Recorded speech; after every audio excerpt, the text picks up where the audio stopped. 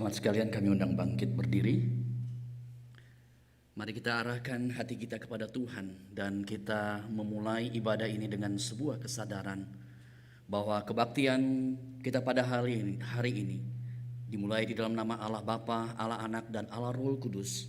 Turunlah atas kita semua kasih, setia, dan anugerah Tuhan di dalam ibadah ini. Amin. Jemaat yang terkasih, mari kita menghadap hadirat Tuhan dengan merendahkan hati kita.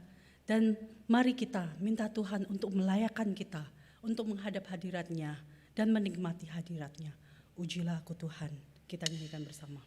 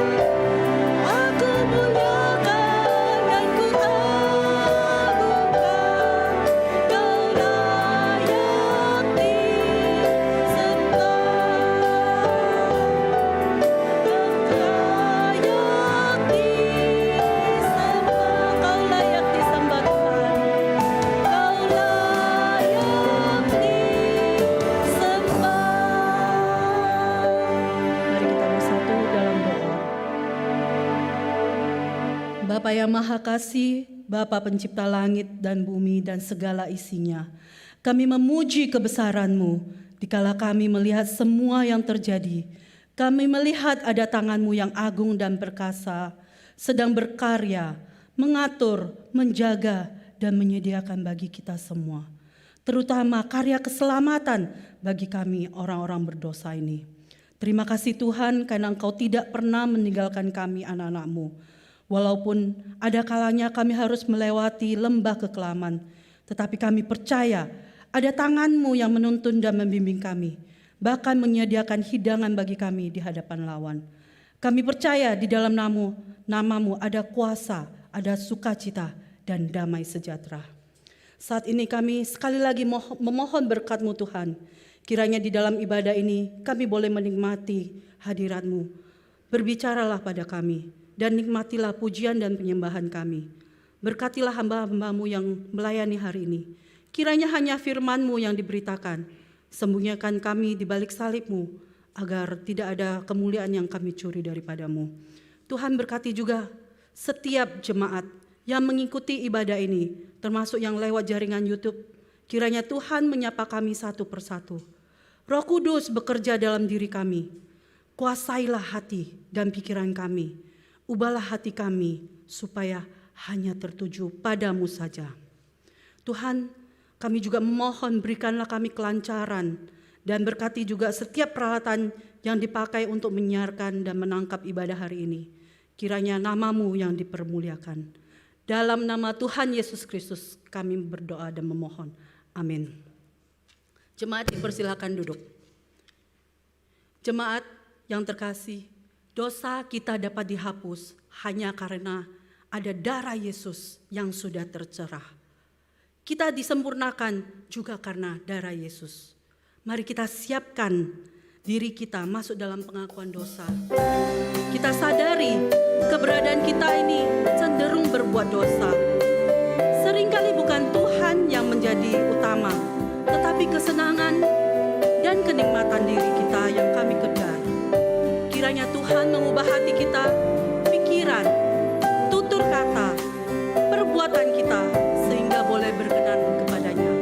Kita nyanyikan bersama, hanyalah darah Yesus. Dosa dapat dihapus hanya oleh darah Yesus. Aku disempurnakan hanya oleh darah Yesus. Darahnya yang kudus membasuh dosaku. Tiada yang lain, hanyalah darahnya Yesus. Luput dari hukuman hanya oleh darah Yesus. Yang dapat selamatkanku hanyalah darahnya Yesus. Darahnya yang kudus membasuh dosaku. Tiada yang lain, hanyalah darahnya Yesus. Dosaku diampuni hanya oleh darah Yesus.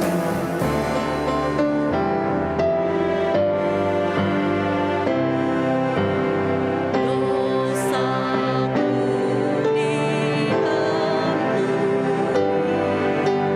hanya oleh darah Yesus.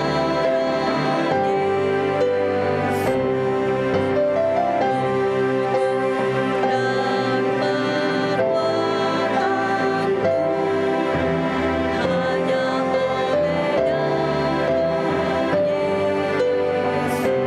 hanya oleh darah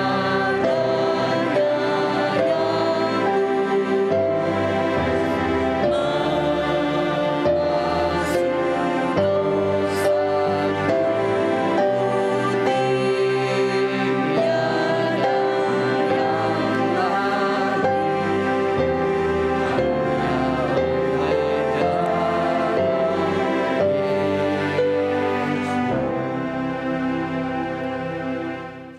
Jemaat, mari dengan tenang kita datang ke hadapan Tuhan.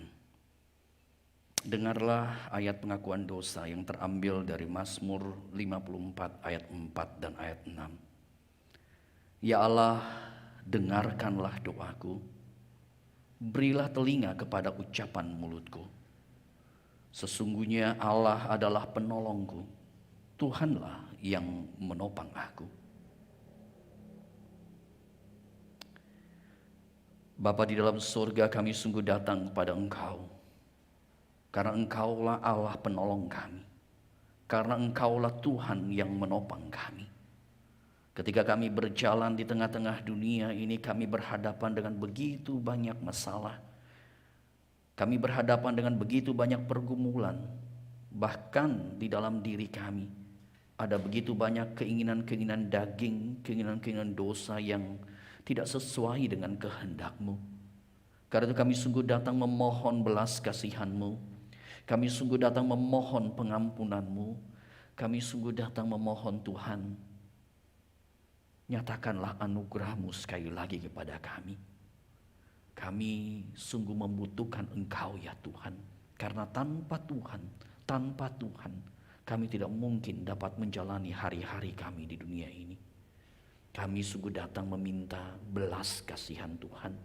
Dan sekali lagi kami sungguh memohon ya Tuhan, di dalam ibadah hari ini, Tuhan boleh kembali menguatkan kami. Tuhan kembali boleh menopang kami, untuk kami boleh berjalan dalam 1 minggu ke depan. Kami berjalan dengan pengharapan kepada Engkau. Kami berjalan dengan mata yang tertuju kepada Tuhan. Karena Engkau akan bersama kami. Engkau akan menyertai kami. Engkau akan menuntun kami. Setiap jemaat yang saat ini begitu lemah imannya. Mereka yang begitu khawatir. Mereka yang begitu cemas. Mereka yang begitu bimbang dalam hidup ini. Hamba-Mu sungguh berdoa Tuhan. Topanglah kami sekali lagi. Dan dengarlah doa permohonan kami ini. Dan biarlah Engkau saja yang menjadi penolong dan penopang kami. Mohon anugerah-Mu ya Tuhan. Ampunilah kami dan kuatkanlah kami di dalam kami melangkah di dalam hari-hari di depan kami. Kami sungguh berdoa memohon anugerah-Mu. Kami sungguh berdoa memohon kasih setia-Mu. Hanya di dalam nama Tuhan Yesus kami berdoa. Amin. Jemaat dikasihi Tuhan, dengarlah berita jaminan pengampunan dosa yang terambil daripada Roma pasal 5 ayatnya yang kedua. Oleh Dia kita juga beroleh jalan masuk oleh iman karena kasih karunia ini. Di dalam kasih karunia ini kita berdiri dan kita bermegah dalam pengharapan akan menerima kemuliaan Allah. Mari jemaat kita bangkit berdiri, kita bersama-sama akan mengikrarkan pengakuan iman rasuli kita. Kita bersama-sama mengikrarkan pengakuan iman rasuli kita yang berbunyi demikian. Aku percaya kepada Allah, Bapa yang Maha Kuasa, Khalik langit dan bumi, dan pada Yesus Kristus, anaknya yang tunggal Tuhan kita, yang dikandung daripada Roh Kudus, lahir dari anak darah Maria, yang menderita sengsara di bawah pemerintahan Pontius Pilatus, disalibkan, mati dan dikuburkan, turun ke dalam kerajaan maut, pada hari yang ketiga bangkit pula dari antara orang mati, naik ke surga, duduk di sebelah kanan Allah, Bapa yang Maha Kuasa, dan dari sana Ia akan datang untuk menghakimi orang yang hidup dan yang mati. Aku percaya kepada Roh Kudus, gereja yang kudus dan am, persekutuan orang kudus, pengampunan dosa, kebangkitan tubuh, dan hidup yang kekal. Amin. Jemaat berduduk kembali. Jemaat yang terkasih, firman Tuhan adalah dasar iman kita, di mana kita boleh berharap dan percaya padanya, yaitu perkataan Tuhan yang ya dan amin. Marilah kita persiapkan diri kita mendengar penguraian firman Tuhan yang akan disampaikan oleh Gay Fuchsen. Kiranya Roh Kudus menolong kita untuk mengerti firman Tuhan dan menolong kita untuk taat dan setia sampai akhir. Kita nyanyikan bersama sampai akhir.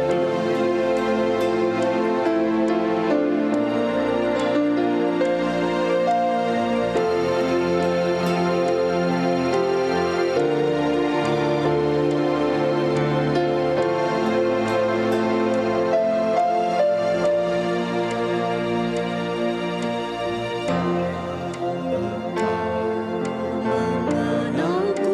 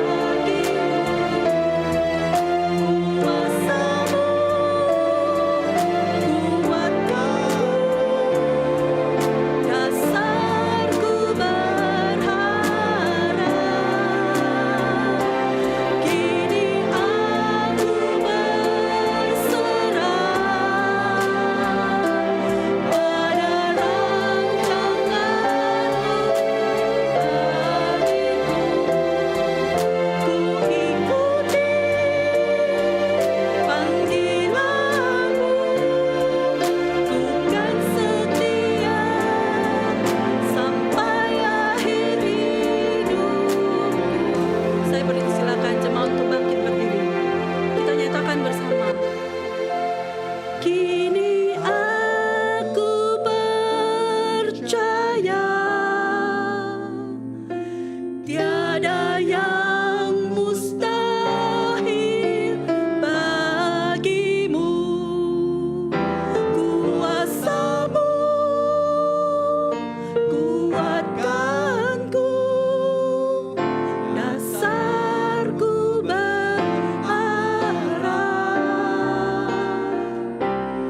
Kini Aku berserah pada rancangan-Mu bagiku.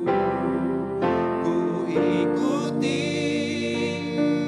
panggilan-Mu, ku kan setia sampai akhir hidupku.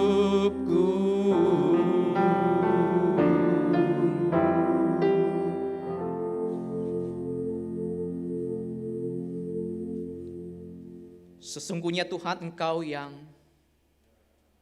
memanggil kami sehingga kami bisa menjadi anak-anak-Mu ya Tuhan, bukan kami. Engkaulah Allah yang memanggil kami, berbicara kepada kami, sehingga kami saat ini Tuhan, di dalam segala keberadaan kami boleh menjadi anak-anak Tuhan.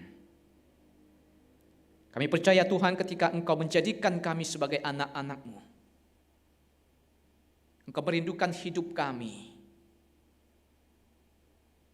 boleh terus diubahkan semakin serupa dengan Engkau ya Tuhan.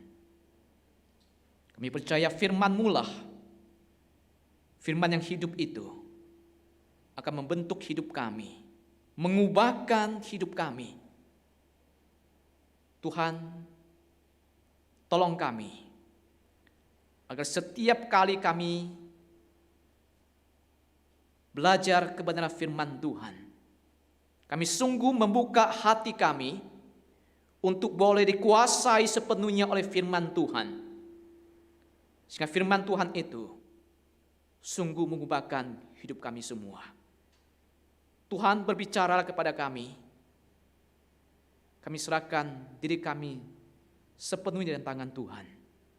Tolong hamba-Mu menyampaikan yang penuh dengan kelemahan dan keterbatasan ini.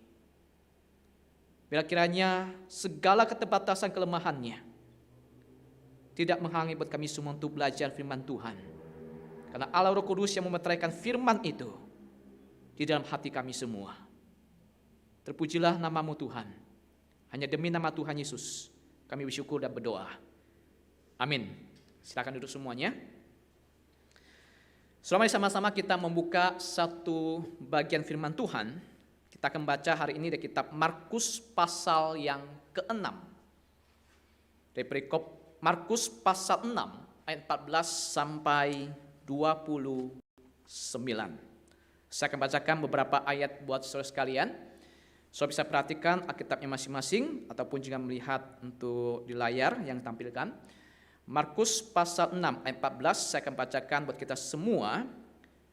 Raja Herodes juga mendengar tentang Yesus, sebab namanya sudah terkenal dan orang mengatakan, Yohanes Pembaptis sudah bangkit dari antara orang mati, dan itulah sebabnya kuasa-kuasa itu bekerja di dalam dia.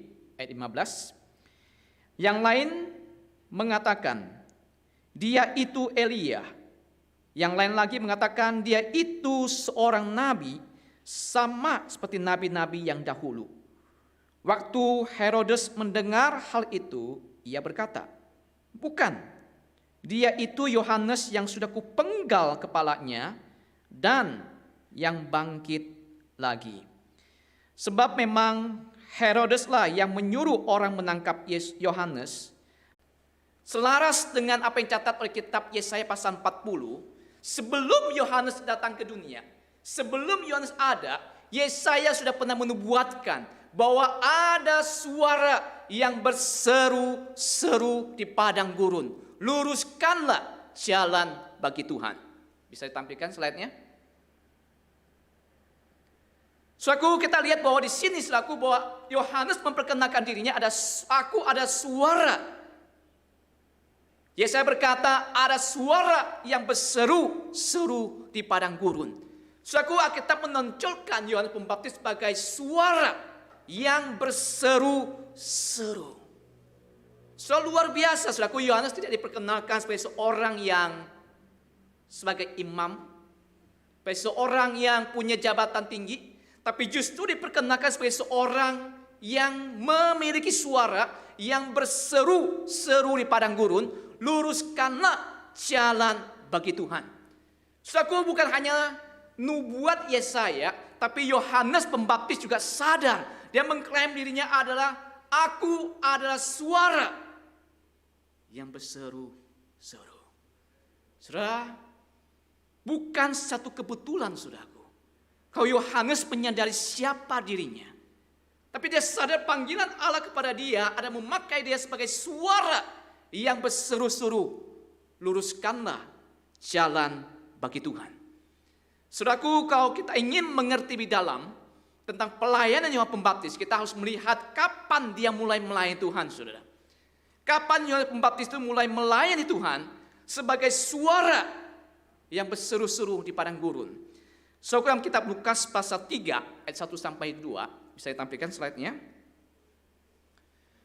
Saudara, dalam Lukas pasal 3 ayat 1 2, kita lihat saudaraku, di situ mencatat demikian. Dalam tahun ke-15 dari pemerintahan Kaisar Tiberius, ketika Pontius Pilatus menjadi wali negeri Yehuda dan Herodes raja wilayah Galilea, Filipus saudaranya raja wilayah Iturea dan Trakonitis, dan Lisanias raja wilayah Abilene. Pada waktu Hanas dan Kayafas mencari imam besar, datanglah firman Allah kepada Yohanes anak Zakaria. Saudaraku, Lukas mencatat dengan sangat detail periode masa Yohanes Pembaptis memulai pelayanannya. Bukan satu kebetulan kalau Lukas mencatat dengan sangat detail bahwa ada 7 nama yang disebutkan oleh Lukas tentang masa awal ketika Yohanes Pembaptis mulai menyeru-nyeru suara di padang gurun. Saudaraku, kita lihat bahwa yang pertama ada Kaisar Tiberius, ya, ada Pontius Pilatus, ada Herodes, ada Filipus, ada Lisanias, lalu ada imam besar Hanas dan Kayafas. Saudaraku, 7 orang ini disebutkan secara jelas. Mereka adalah mewakili daripada pemimpin bait Allah sampai kepada istana Kaisar Roma, saudara. Mereka dicatat dengan jelas pada masa pemerintahan inilah Yohanes Pembaptis itu tampil melayani Tuhan, menyerukan suaranya. Saudara, kita lihat di sini bahwa ada 7 nama ini, saudara, itu mewakili mereka ada 7 pemimpin yang jahat. Kaisar Tiberius, dia ada Kaisar Roma yang jahat, saudara.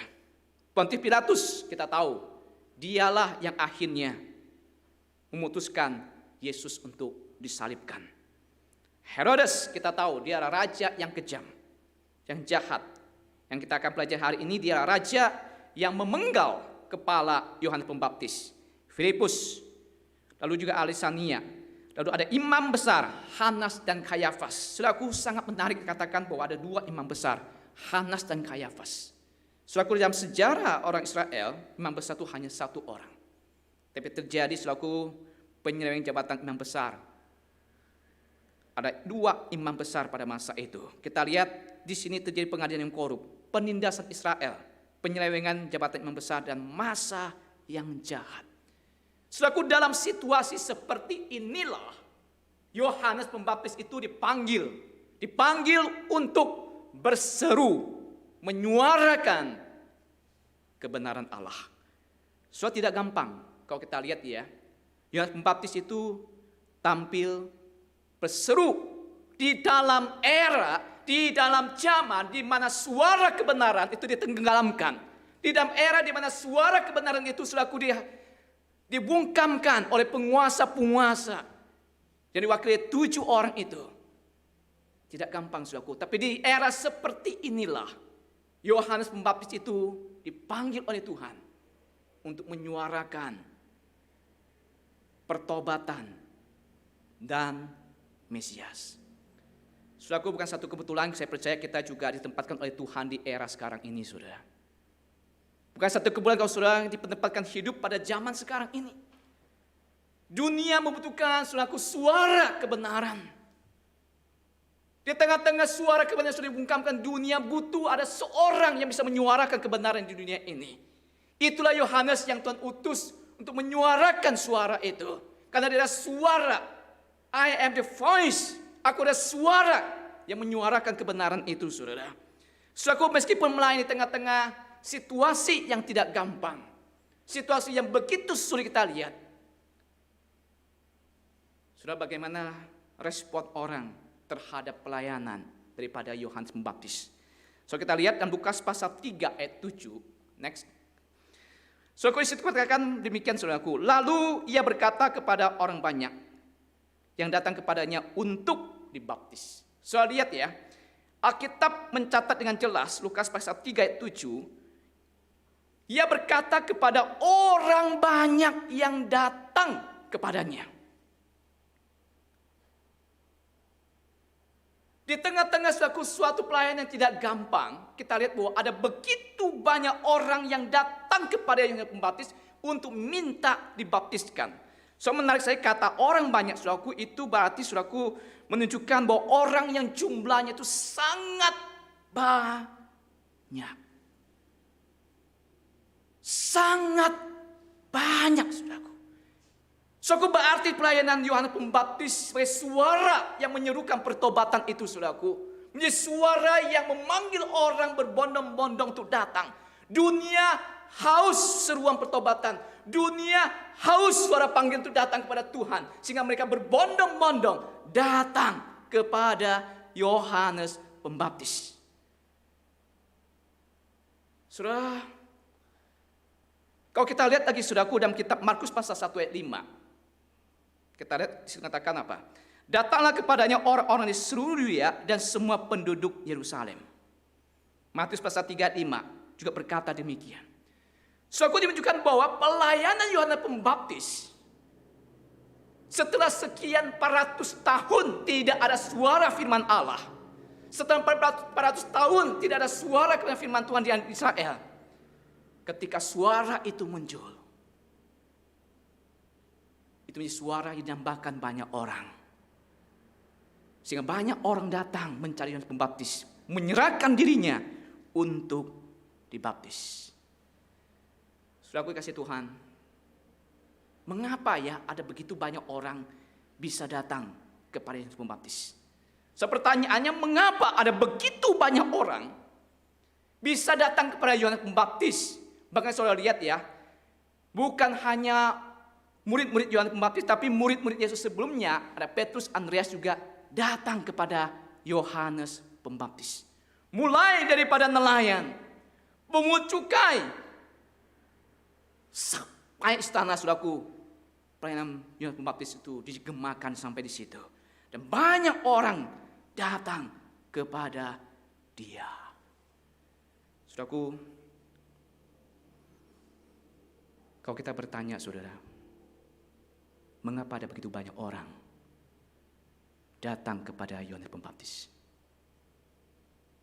Apa yang menarik daripada Yohanes Pembaptis sehingga orang-orang itu berbondong-bondong datang kepada dia?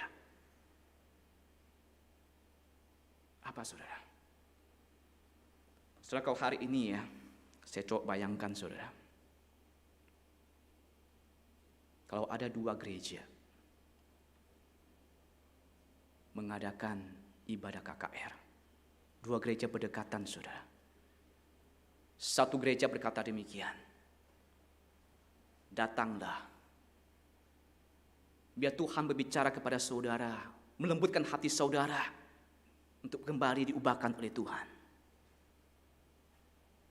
Gereja yang satu lagi berkata demikian, ayo datang semua. Yang sakit disembuhkan, yang lumpuh bisa berjalan. Menurut saudara, gereja mana yang akan lebih banyak yang datang, saudara? Yang mana, saudara?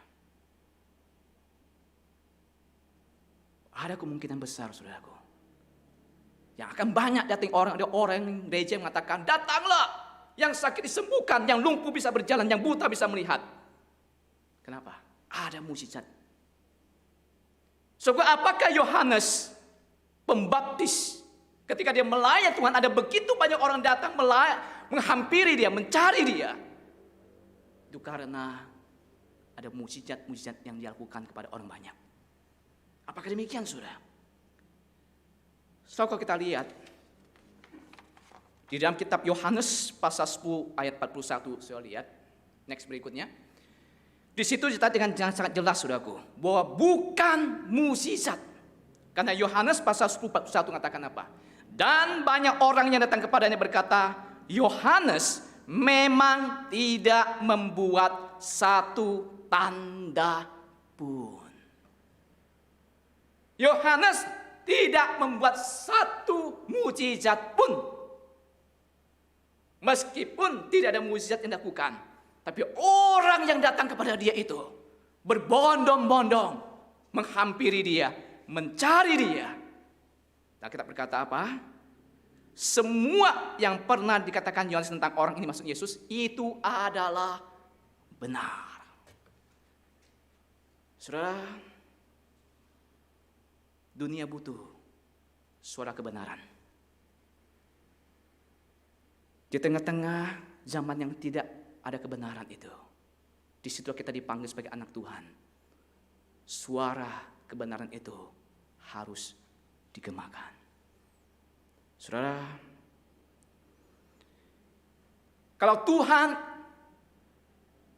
memakai Yohanes Pembaptis untuk menarik banyak orang, Tuhan bisa pakai dia memakai dengan melakukan mukjizat. Tapi bukan mukjizat yang Tuhan pakai melalui pelayanan Yohanes Pembaptis, tapi suaranya yang mewartakan seruan kebenaran Pembaptis, adalah seruan pertobatan. Dia berkata, saudaraku, dalam Markus pasal 32, bertobatlah sebab kerajaan sorga sudah dekat. Suara kebenaran hanya dua, suara pertobatan dan seruan tentang Yesus Kristus sebagai Mesias. Saudaraku, itulah yang ditonjolkan Alkitab tentang Yohanes Pembaptis, ada suara yang menyerukan pertobatan. Suara yang menyerukan untuk orang-orang datang mencari Tuhan, datang pada Tuhan. Dia berseru dari padang gurun, saudaraku. Dia berseru dari padang gurun sampai ke istana Raja Herodes. Luar biasa, saudara. Seruan Yohanes Pembaptis untuk bertobat tidak hanya berhenti pada orang-orang di padang gurun di Yerusalem, tapi masuk kepada istana Raja Herodes.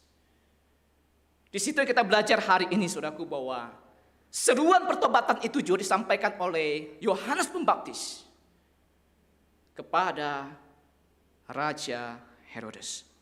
Saudaraku, di dalam pasal 6:18 kita mengatakan demikian, saudara. Karena Yohanes pernah menegur Herodes, tidak halal engkau mengambil istri saudaramu. Saudaraku, Yohanes menegur Raja Herodes tidak halal. Dengan kata lain, saudaraku, haram. Yohanes, haram engkau mengambil istri saudaramu. Haram engkau mengambil istri saudaramu. Atau kalau sudah baca terjemahan lain, lebih tepat katakan bahwa itu melanggar hukum. Melanggar hukum engkau mengambil istri saudaramu. Saudaraku, Yohanes dengan berani, saudaraku,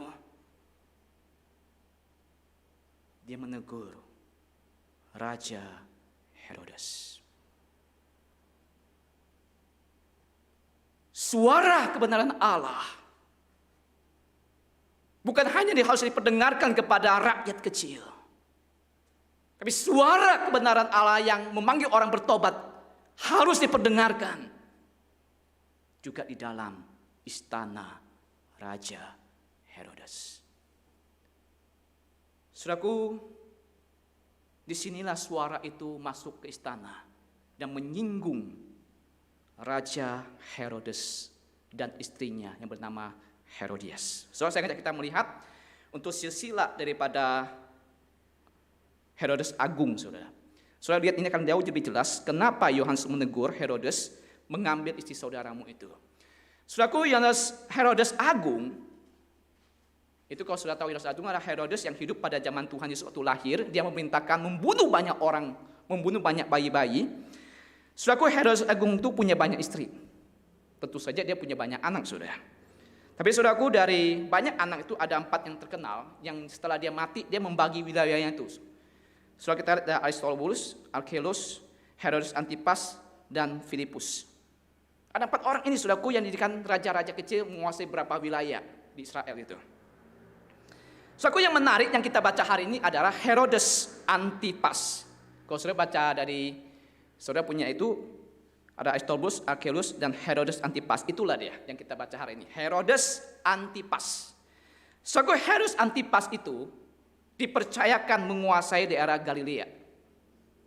Yang kita baca hari ini, saudaraku, dalam perjalanan kehidupan dia, dikatakan bahwa dia itu mengambil istri seorang wanita yang bernama Herodias. Yang pas di bawah dia itu, Herodias, saudaraku, adalah anak daripada Aristobulus.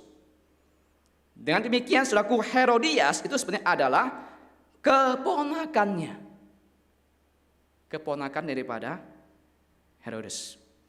Dan saudaraku, Herodias itu sebenarnya adalah istri daripada Filipus.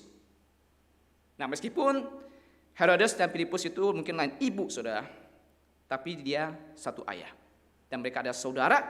Jadi Herodes mengambil Herodias sebagai istri, itu adalah istri daripada saudaranya sendiri. Jadi tepat itu yang tegur oleh Yohanes Pembaptis, bahwa haram engkau mengambil istri saudaramu.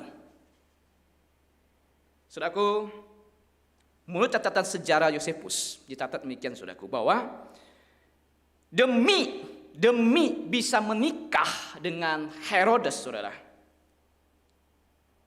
Herodias itu cerai dengan Filipus. Dan demi bisa menikahi Herodias, Herodes menceraikan istrinya itu, juga keturunan seorang bangsawan. Karena perbuatannya menceraikan istri seorang bangsawan, akhirnya terjadi peperangan, menimbulkan sakit hati daripada papa mertuanya memerangi Herodes. Jadi saudaraku, saudara lihat apa yang ditegur oleh Yohanes Pembaptis itu kepada Herodes. Ada satu pernikahan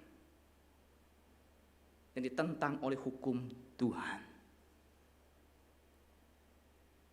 Suara Yohanes Pembaptis menggema di istana, menegur raja yang salah jalan. Saudara kasih Tuhan, kita lihat akibat perbuatan itu, saudara, itu menimbulkan kemarahan daripada Raja Herodes. Dan juga yang paling mengerikan ada kemarahan daripada Herodias. Sehingga Herodias selalu mencari kesempatan untuk apa? Membunuh Yohanes Pembaptis. Saudara, di sini kita harus hati-hati, saudara. Ketika mungkin dalam hidup saudara dan saya ada orang yang mengingatkan saudara akan dosa saudara sendiri. Ada orang yang mungkin menegur dosa saudara. Atau ada orang yang menyatakan kebenaran itu kepada saudara dan saya. Apakah saudara membenci orang itu? Apakah saudara juga dendam kepada orang itu? So Herodes dan Herodias terjebak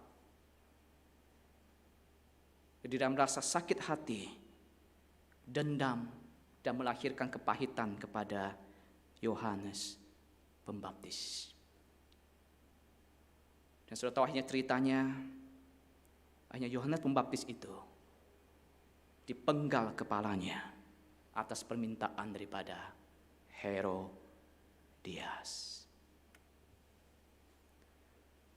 So pada mulai kita lihat Herodes ada orang yang berusaha untuk melindungi Yohanes Pembaptis, maka dia masukkan dalam penjara. Tapi akhirnya karena dia benar bersumpah untuk mengabulkan segala permintaan daripada anak tirinya, daripada Herodias itu, yang menari di depan dia. Sampai setengah kerajaan pun akan dikasih kepada dia. So saat itu juga putri daripada Herodes bertanya, apa yang akan dimintakan kepada Herodes? Mamanya berkata apa? Kepala Yohanes Pembaptis sekarang juga. So Herodes terjebak dalam perkataannya. Dan dia memenggal kepala Yohanes Pembaptis saat itu juga. Saudara kasih Tuhan, sebenarnya Herodes itu tahu dia salah. Tapi dia tetap bersikuku dalam kesalahan dia. Dan tidak mau melakukan sesuatu yang benar. So ini satu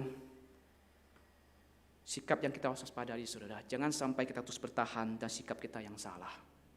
Sehingga kita juga akhirnya melakukan hal yang salah lagi. Seperti oleh Herodes dan Herodias yang memenggal kepala Yohanes Pembaptis. Suatu saya membaca perikop ini, saudara, saya tiba-tiba terhenti dan berpikir satu hal, saudara.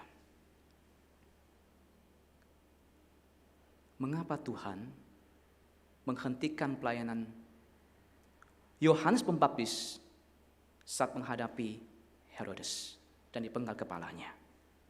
Bukankah saudaraku dunia masih butuh dia untuk menyuarakan suara pertobatan itu? Mengapa Tuhan tidak melepaskan dia? Mengapa Tuhan tidak menolong dia, mengeluarkan dia dari penjara dan memakai dia? Lebih heran lagi, mengapa pelayanan suara pertobatan itu harus berhenti? Oleh tepatnya saudaraku di istana daripada Herodes. Kalau saya jadi Tuhan, saudara, dengan kuasanya saya bebaskan Herodes itu. Seperti membebaskan Petrus dari penjara itu. Dibebaskan, saudara. Dibebaskan Yohanes Pembaptis dari penjara. Seperti membebaskan Petrus dari penjara itu. Dan memakai dia untuk lebih heran lagi. Tapi Tuhan tidak pakai cara ini, saudara. So mengapa demikian, saudara?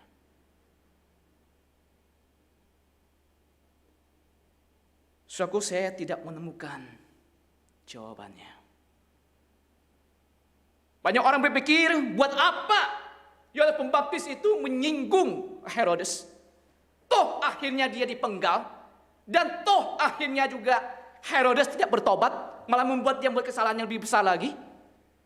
Mengapa harus melakukan hal seperti itu? Kalau toh hasil pelayanannya itu membuat dia dipenggal, dan juga membuat dia akhirnya harus tidak membuat dia melihat hasil pertobatan daripada Herodes. Saudaraku kasih Tuhan, waktu saudara baca ending kitab ini, itu bagus sekali. Ketika Yohanes sudah dipenggal, itu murid-muridnya menurunkan mayatnya dan menguburkan dia. Itu ayat 29. Tapi saudara, waktu saya coba membaca pembanding ayat yang lain, saudara, dalam kitab Matius pasal 14, saudara dicatat apa demikian. Ada yang tidak dicatat dalam kitab Markus, dicatat dalam kitab Matius. Apa saudaraku? Ketika mayat Yohanes Pembaptis diturunkan, saudara, lalu dikuburkan, ada satu poin yang dilakukan oleh murid-murid Yohanes Pembaptis. Saudara tahu apa itu? Ada yang tahu, saudara? Murid-murid Yohanes Pembaptis datang kepada siapa? Kepada Yesus. Mereka menceritakan kepada Yesus apa yang terjadi kepada guru mereka, Yohanes Pembaptis. Saudara, saya coba ingin menyelami perasaan Yesus waktu mendengarkan berita itu, saudara. Tidak banyak fakta yang dikasih, tapi ada satu kalimat mengatakan demikian, saudara. Ketika Yesus mendengar cerita itu, Yesus pergi mengasingkan diri. So Yesus pasti sedih. Bahwa orang yang membuka jalan bagi dia itu dipenggal kepalanya. Apakah itu berarti akhir daripada pelayanan pembaptis, saudaraku? Kalau endingnya kita hanya melihat sampai di situ dipenggal, maka cerita itu selesai. Tapi yang menarik, saudara, Markus itu bikin kita penasaran menulis kitab ini demikian, saudara. Waktu dia memulai kitab ini, waktu dia memulai pasal 6, khususnya ayat 14 itu, saudara, dia memperkenalkan satu kalimat. Raja Herodes juga mendengar tentang Yesus. Nah, ketika Herodes mendengar tentang Yesus, orang bertanya, dia itu Yohanes yang bangkit, dia itu Elia. Baru ceritakan ulang tuh pemenggalan kepala Yohanes Pembaptis. Karena sebelumnya Herodes mendengar kisah tentang Yesus. Artinya alurnya itu dimundurin sama Markus. Saudaraku, yang menarik ini, saudara, waktu Yesus melayani, dan perikop sebelumnya tuh Yesus mengutus murid-muridnya melayani Tuhan. Ada mukjizat kesembuhan, ada pengusiran setan, ada khotbah murid Yesus sama Yesus. Itu banyak orang buat Yesus terkenal, saudaraku, saat itu. Dan didengar oleh Herodes. Waktu Herodes mendengar tentang Yesus, orang berkata itu Elia. Tapi dia berkata apa? Bukan Elia. Dia itu siapa? Yohanes Pembaptis yang dibangkitkan. Bagaimana mungkin Yohanes Pembaptis bisa, bagaimana mungkin Herodes bisa menyimpulkan pada saat itu Yesus itu adalah Yohanes Pembaptis yang dibangkitkan. So ini berarti, saudaraku, dia berhasil membungkam suara Yohanes Pembaptis berhenti. Tapi dia tidak berhasil membungkam suara ilahi yang berbicara kepada dia tentang kesalahan dia. Sehingga ketika ada Yesus yang seperti Yohanes Pembaptis, itu dikiranya Yohanes Pembaptis. Saudaraku, Herodes berhasil membungkam suara Yohanes Pembaptis. Tapi suara ilahi itu tetap berbicara kepada dia. Saudaraku, di sini kita belajar ya, bahwa tidak ada suara yang sia-sia disampaikan. Akan terus menggema di kehidupan saudara dan saya. Prinsip martir daripada Yohanes Pembaptis adalah apa? Melakukan hal yang benar lebih penting daripada hal-hal yang menguntungkan. So, saat ini hidup kita selalu diorientasinya untung-untung cuan-cuan. Tapi belajar hari ini, saudara, kejarlah hal-hal yang benar dari saudara dan saya. Mari kita berdoa, saudara.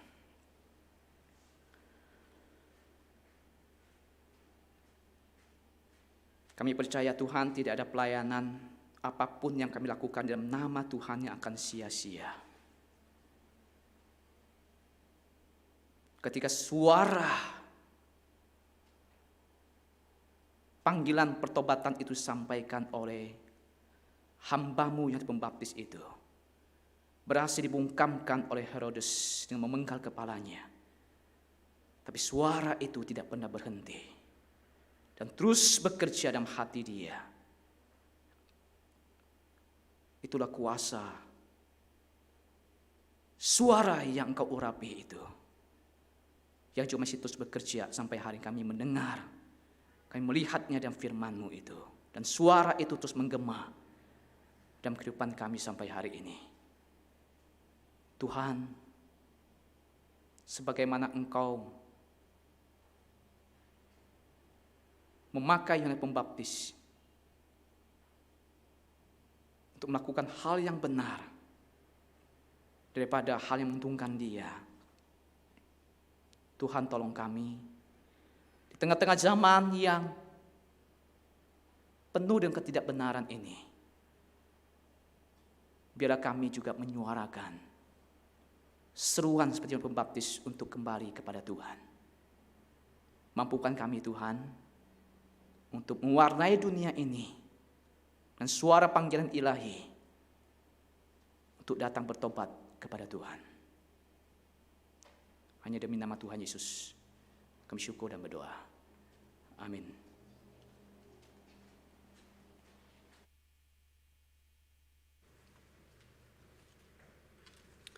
Jemaat terkasih, kita mari datang bersyukur kepada Tuhan. Kita diberi kesempatan untuk memberikan persembahan. Mari kita mempersiapkan diri dan kita dapat melakukan persembahan dengan cara scan QR code ataupun yang ada di samping saya, ataupun dengan cara transfer ke nomor rekening yang tertera. Kita nyanyikan bersama, Jadikanku Alatmu.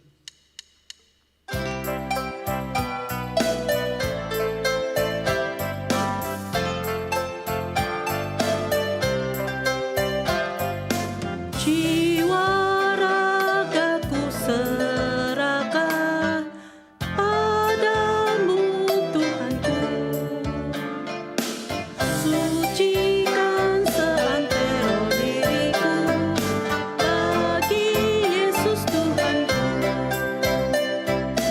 Pakailah akan daku jadi alatmu.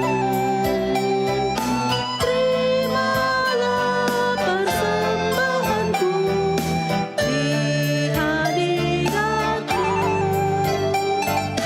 Ku taat pada pengaturanmu, jadikanku alatmu.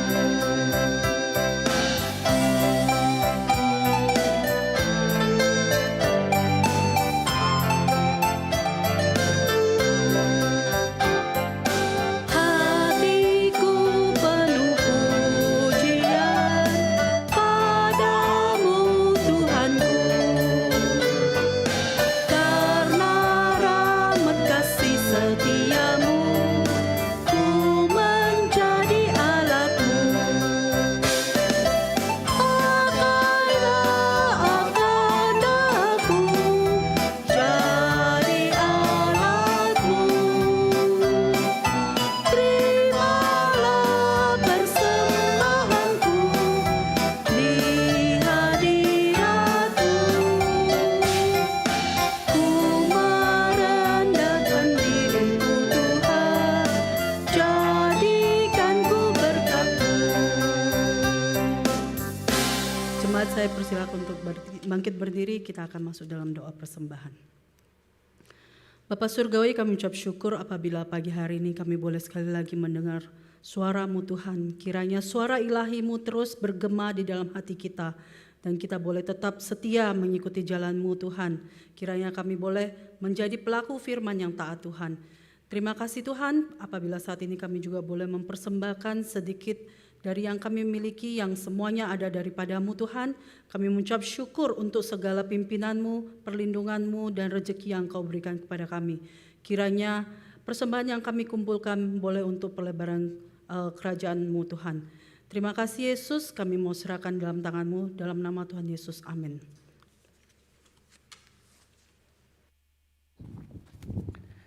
Jemaat bisa duduk kembali.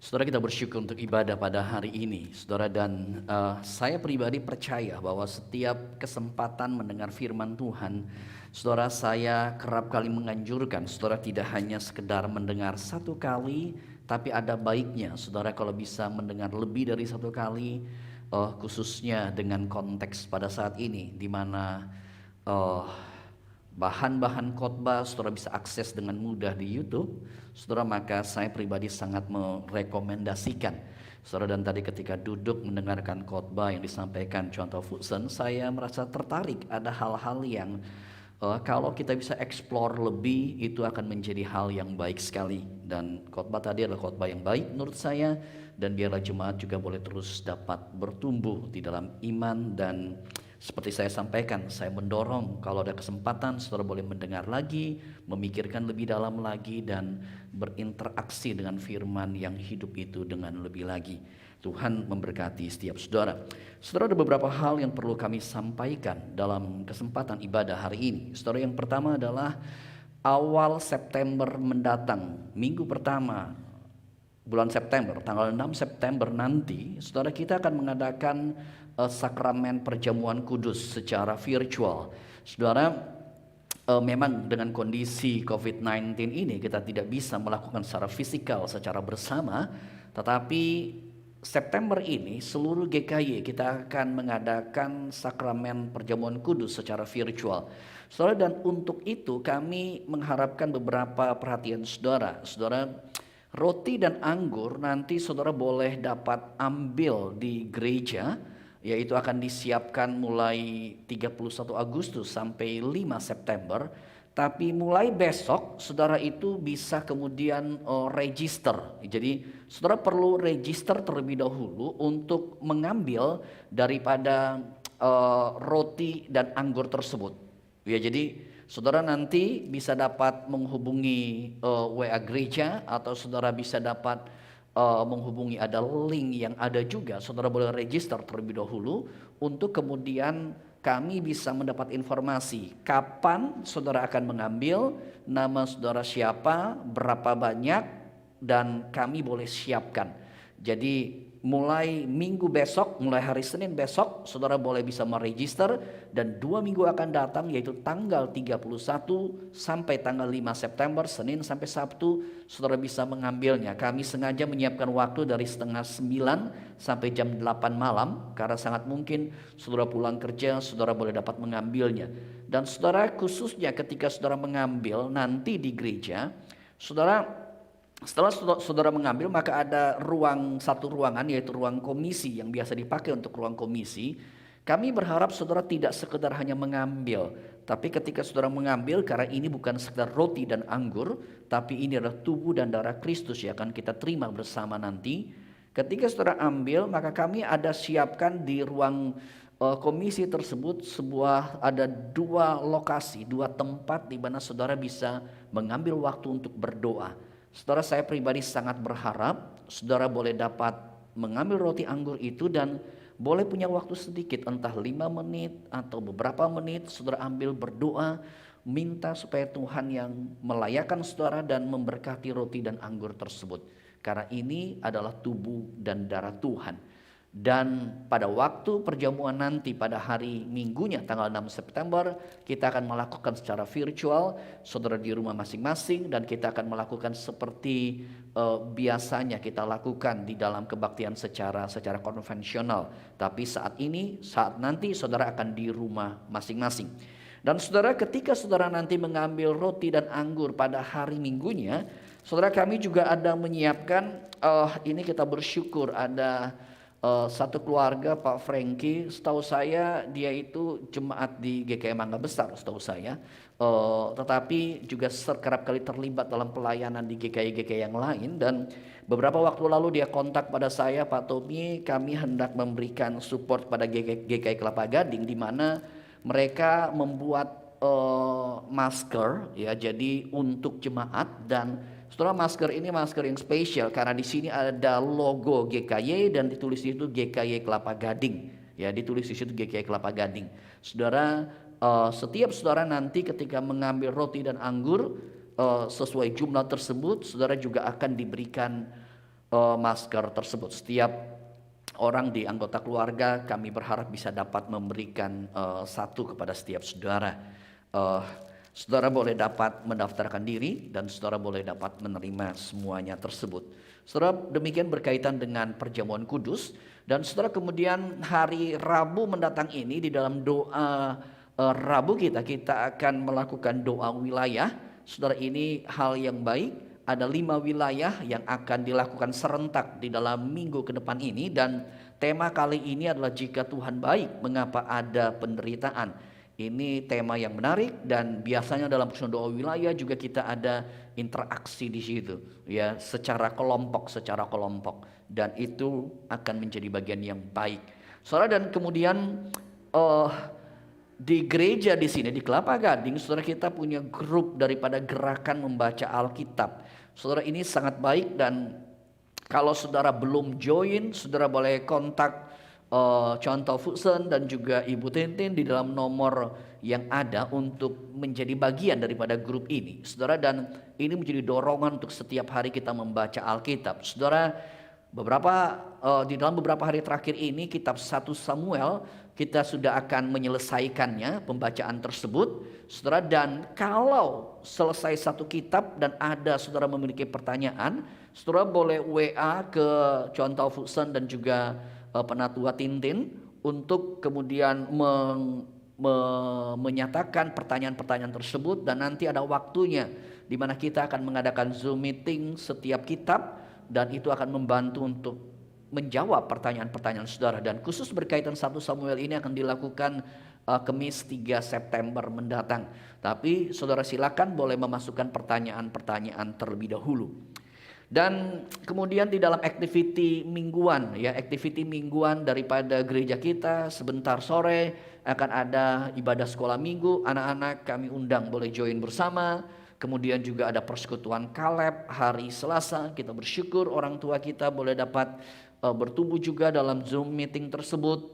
Lalu kemudian di dalam acara daripada pemuda juga mereka akan mengadakan acara pada Sabtu mendatang. Saudara boleh join bersama di dalam beberapa acara-acara yang dilakukan untuk menumbuhkan iman kita selama masa-masa ini. Saudara, demikian hal yang perlu kami sampaikan. Ada satu berita, kami keluarga besar daripada GKI Kelapa Gading berduka dengan dipanggilnya Ibu Juliawati Wongso. Ini adalah omah daripada saudari Angelia Winata pada hari Jumat 21 Agustus yang lalu. Biarlah Tuhan boleh memberkati, memberikan kekuatan kepada keluarga yang berduka di dalam masa-masa ini. Dan kami sebagai keluarga besar daripada GKI Kelapa Gading turut berduka dan memohon Tuhan memberikan kekuatan kepada keluarga yang ditinggalkan. Saudara, demikian hal yang perlu kami sampaikan dalam ibadah hari ini. Mari jemaat sekalian kita bangkit berdiri, kita akan mengakhiri ibadah kita. Kita akan menaikkan pujian doksologi dan kemudian kita akan menerima berkat dari Tuhan. Doksologi. Puji Allah Bapa Putra,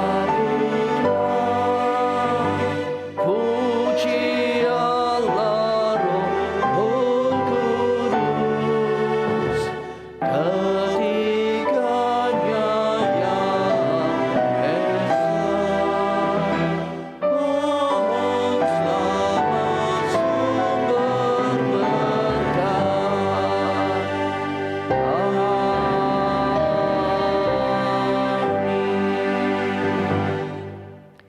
Jemaat dikasihi Tuhan, arahkanlah hatimu kepada Tuhan. Jalanilah hari-hari di depanmu dan ketahuilah Tuhan adalah gembala yang baik.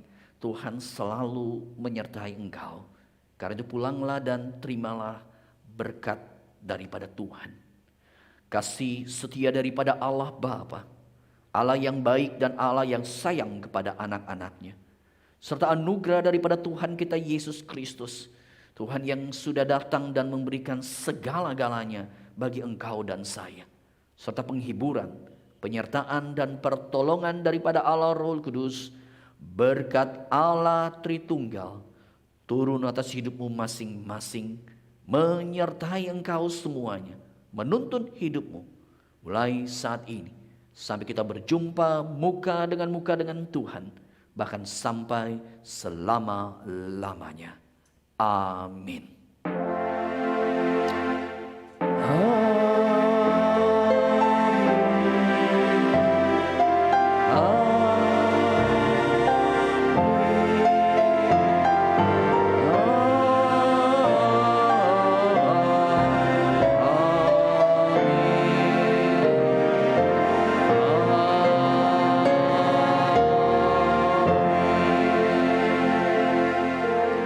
Jemaat bersujud kembali, Tuhan memberkati dan doa teduh. Selamat hari Minggu.